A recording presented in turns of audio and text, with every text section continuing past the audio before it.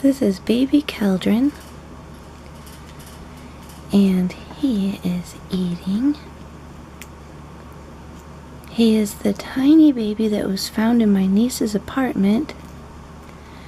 He was super emaciated and dehydrated. He's of course still very skinny. He's only been here for a couple of days, but I'm doing my best to fatten him up. And he does have a very good appetite and a very good attitude. He is a sociable little guy.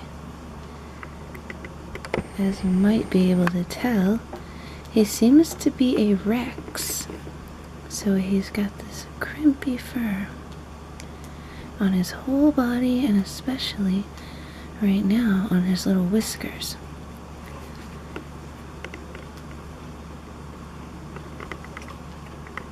And as he gets older, he will look even curlier.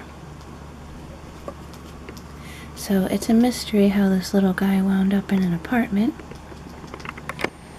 But I know that our niece's neighbor does have snakes. So it's possible, of course, even though he's a rather fancy coat variety, pet stores don't always take notice of those types of things, especially, you know, small stores that have their own rat breeding operation. They just have whatever that, you know, they have. And so I don't think it's too weird for a Rex rat to have been purchased for such an unpleasant end. But he is doing really well now, so I would say he's definitely going to recover from his whole ordeal. And it's pretty amazing, really, that such a tiny guy somehow escaped from wherever he was and entered a different apartment. And of course he was then caught by my nephew and brought over here because it is well known that I am a fan of rats.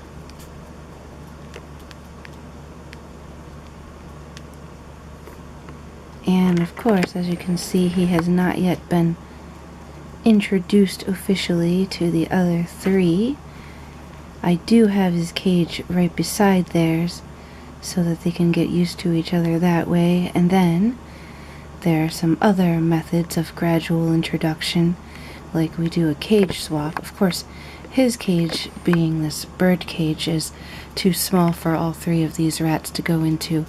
But the next time the rats are out in their room upstairs, I can put Keldrin into their cage and get him used to that, and then get them gradually used to his smell being in their space.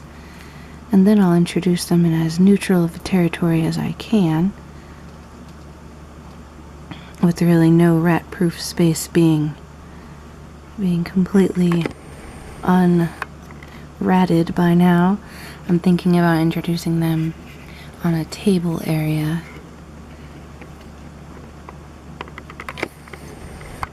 That may sound rather precarious, but it is a table that they have been on numerous times, and they do not jump off the precipice.